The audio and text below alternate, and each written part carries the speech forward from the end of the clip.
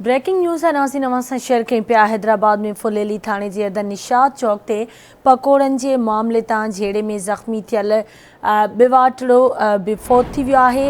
ॿियो बि वाटड़ू फौत थियो आहे। फुलेली थाने जे अदर निशाद चौक ते पकोड़न जे मामले तां झेड़े में ज़ख़्मी थियल ॿियो वाटड़ू भी फौत थी वियो। फायरिंग में ज़ख़्मी थियल नींगर आलियान अस्पताल में ज़ख़्मनि जी सट नसंदे दम ॾिनो आहे। अफ़सोसनाक ख़बर आहे हैदराबाद में फुलेली थाने जे अदर निशाद चौक ते पकोड़न जे मामले तां झेड़े में ज़ख़्मी थियल ॿियो वाटड़ू भी फौत थी वियो।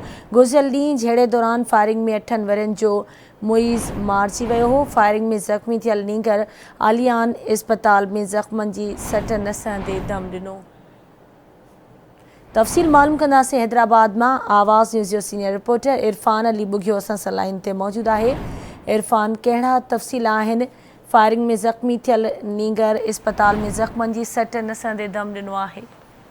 जी बिल्कुल, कल फुलेली थाने जी हद निशाद चौक ते पकोड़न की गाल तां झेड़ो थियो हो। पकोड़न जे दुकानदार ऐं ग्राहकनि विच में, जंहिंजे नतीजे में फायरिंग थी। फायरिंग के नतीजे में 2 राहगीर ॿारड़ा जेके आहिनि उहे ज़ख़्मी थी पिया, जंहिंमां कल्ह हिकु ॿारड़ो फौत थी वियो ऐं अॼु ॿियो जेको ज़ख़्मी ॿारड़ो हो 10 वरियनि जो आलियान उहो अस्पताल में इलाज हेठि हो, जेको अॼु ज़ख़्मनि जी सट नसंदे फौत थी वियो। जंहिंखां पोइ इन झेड़े जे नतीजे में फौती ॿारड़नि जो तादादु 2 थी वियो आहे।